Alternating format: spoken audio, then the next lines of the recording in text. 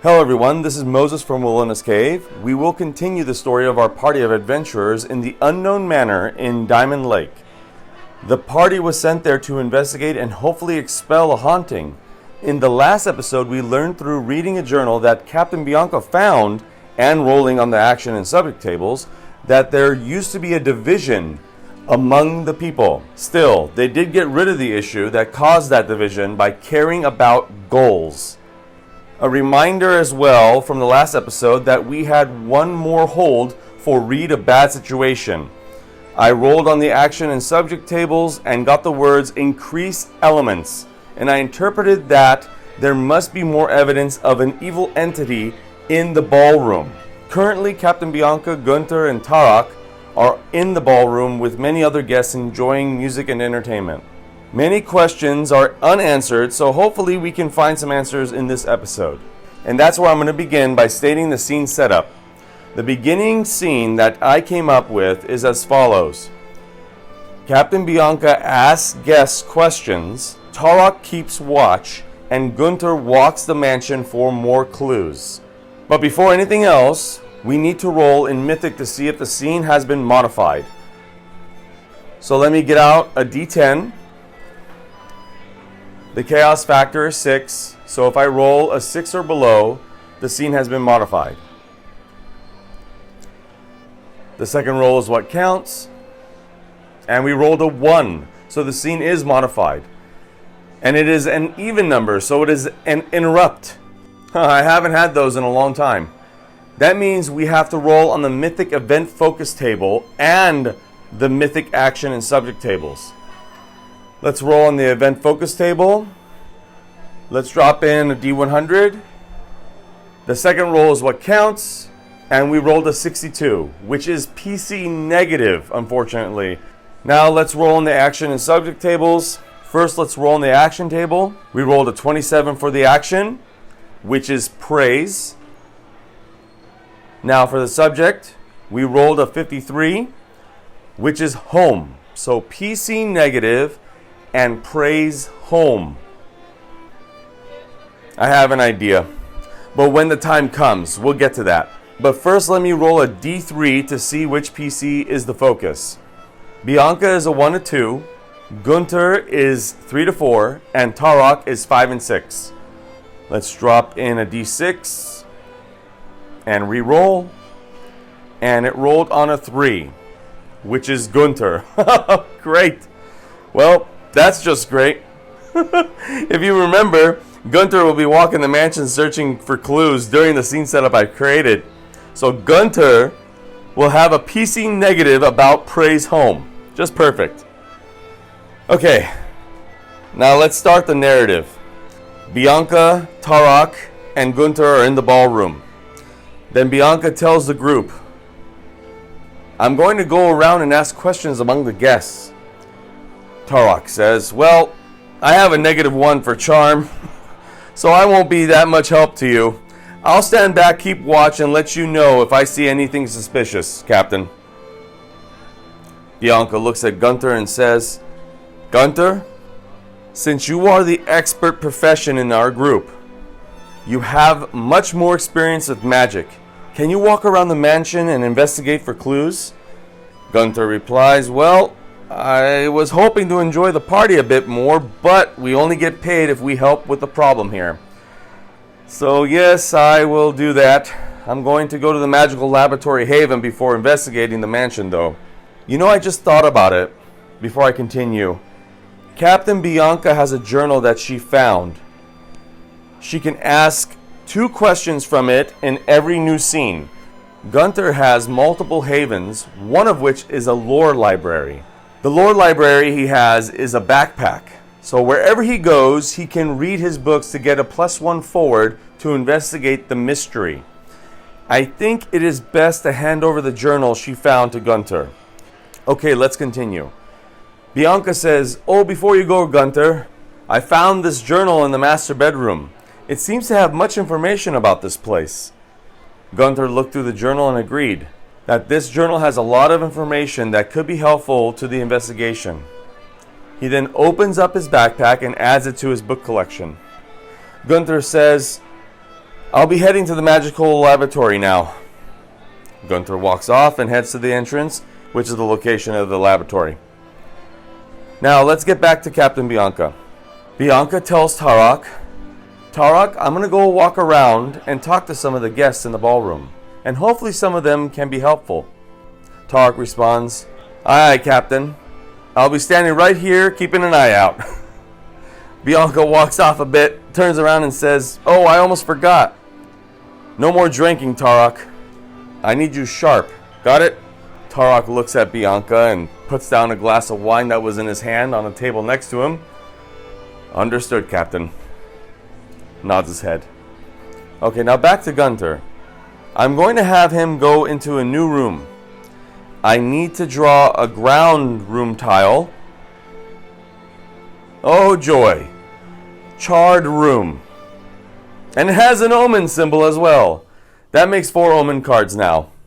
Oh, and by the way, a side note, I reread the rule book for Betrayal, and I realized that for the haunt roll, I was only supposed to roll 6 out of the 8 dice that were provided in the box. In the past episodes, I've been rolling all 8 of them. So from now on, I'll just be rolling 6 dice. Okay, let's draw an omen card. Alright, it's a dog companion. This mangy dog seems friendly. At least you hope it is. This dog can pick up, carry, and or drop 1 item. Well, that's definitely useful. I'm going to ignore the gain 1 might and gain 1 sanity. Having a dog companion is great enough. The only attribute from Betrayal I use or am using is speed. Now let's do a haunt roll with 6 dice. If I roll a 3 or below, the haunting, or maybe even combat, will begin. And I rolled a 5. Well, that's good. I'm going to have Gunther look through the journal that Captain Bianca found and gave him, and see if there is an answer for why this room went through a fire. Remember, I get to ask the journal 2 questions per scene. I'm going to roll on the fate chart to see if it has an answer. I will put the odds at 50-50 with the chaos rank of 6, which means we need to roll a 65 or below for a yes. Let's drop in a D100. Let's re-roll. And we rolled a 17. Not an extreme yes, but still a yes. So this journal does have an answer as to why this room is charred. Let's roll on the mythic action and subject tables to see if I can interpret what happened in this charred room. Drop in a D100. Reroll the dice for the action, which is 91, which is pursue. Reroll again for the subject, which is a 7, which is allies. Pursue allies, huh? Wow, what the heck happened in this place? Gunther reads through the journal and sees an entry a long time ago stating that there was something that chased a party of adventurers, hence pursue allies, and one of them set a trap for this entity chasing them. Once it came into this side room near the entrance hall, a magical fireball was cast by a wizard. The entity screamed and disappeared.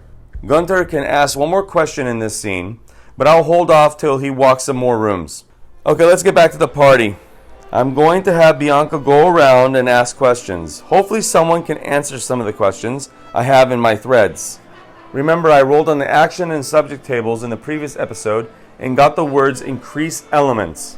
And I interpreted that there must be more evidence of an evil entity in the ballroom. I will use the basic move of investigate a mystery, which has the modifier of sharp. Unfortunately, Captain Bianca is a -1, unless she has a little girl she saved next to her, which she currently does not. I will use the move to interpret the answers given and notice any odd body language of the guests, aka the bystanders. Now, typically manors are owned by a lord. Let's do a quick roll and see if there is a lord to this manor. Let me drop in a D100 in the tray.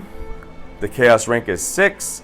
I'm going to put the odds at 50-50, so a roll of 65 or less is a yes. Let's re-roll the dice. And we get a 100. Oh, wow. Again with these critical extremes. I have a house rule that a 1 or a 100 are not only an extreme yes or no, but also critical extremes. So the answer to whether there's a lore to this manor is a critical extreme no. Well, that really makes me think now. Typically there are lords to manors. Who are the maid and other servants working for? I should have asked this question a long time ago, really. So either there has never been a lord, which is unlikely, or there hasn't been a lord in a very long time. But why? You know what? I'm going to add that to the thread list. And by the way, it's incredible how you can create conflicts and build upon a story while playing solo. I'm really glad that the solo RPG community is growing. Okay, now with that, let's get back to this mystery. Now we have only met and spoken to the manor's maid. Her name was Greta. Let us roll to see if she is here in the ballroom. Let's roll a D100. I'm going to put the odds at 50-50 again, and with a chaos rank of 6. The roll has to be 65 or less for a yes. And the roll is a 69, so close to a yes, but Greta is not in the ballroom. She's the maid, however. Where could she be? You know, something just came to my mind. But instead of stating it, I'm going to ask the fate chart to determine if what I am thinking is true. I am again going to put the odds at 50-50. Chaos rank of 6. A 65 or below is a yes. Let's roll a D100. And we rolled a 17. Is that a critical extreme yes? Nope. But it's close. So the idea I have is true. You know, change of plans. Let's continue this story by going back to Gunter. Gunter is looking through the journal Captain Bianca gave him and says to himself, "This is incredible. This journal dates back hundreds of years. The level of detail of the entries is impeccable. Who wrote in this journal?" While Gunter was captivated reading this journal in the charred room, Gunter read an entry that dated back hundreds of years ago. Gunter reads out loud, "Beware of the newly hired maid." And then he hears his newly acquired dog companion barking next to him in the room. The barking quickly switched to whimpering as the dog slowly backed up. Gunter looked down at the dog and asked, "What's wrong?" The sound of the whimpering and barking slowly got quieter and quieter. Gunter slowly lifts his head and notices that the room he is in, the charred room, has changed. The room is also rocking back and forth. He can hear seagulls and ocean waves. He walked up to the door, opened it, and what he saw made the hair on the back of his neck stand up. He was on a ship in the ocean. He could feel the cool breeze hit his face, and he could smell the scent of salt in the air. He heard someone singing a song that he hadn't heard in a long time. He looked around and saw the singing coming from someone at the helm. Their back was facing him. They wore an oversized dark coat and a tri-cornered hat. Gunter noticed a feather that was hanging from the person's hat. He walks towards the person, and right when he got to about arm's reach of them, the person turned around swiftly and looked at him with a large smile. Gunter couldn't believe his eyes. The person at the helm was Captain Bianca, but younger. She said to him, "Oh, First Mate Gunter, you're finally awake." And with these crazy events, we are going to end the scene and the series. Now, earlier in the episode, I asked the fate chart if the maid is not whom she appears to be. In earlier episodes, I wondered why Greta the maid did not react to the couple that ran out of the manor after being attacked by an evil entity. I unintentionally didn't have the maid react to that scene and played along with that aspect. So Gunter, the team's expert, either has been transported to another realm and time, or his mind is being played with. This haunting is getting weirder and weirder with every episode. Now, time for some bookkeeping. The chaos factor is definitely going up from 6 to 7. As for the threads, we have a new one. Was there a lore to this manor? And if so, what happened? As for closing any new threads, no, we didn't close any threads. And there are no new NPCs to add to the character list. This was a quick series. I think it's a great cliffhanger to leave off of. And we're going to continue on with another campaign that I've already started that I need to finish. I will probably put something on my YouTube community page and ask for a polling of what they want me to continue, the community that is. But I'm pretty sure they're going to say the Witcher campaign. So, high chance that we're going to finish up the Witcher campaign that I've already started. And I thank you all for watching another episode here on Wilona's Cave and finishing the first series of Monsters of the Week with Betrayal, the board game. I'm really enjoying this. I love Betrayal, and I'm glad I thought of mixing it with Monsters of the Week. If you like the video, please like, share, subscribe, comment, let me know how I'm doing.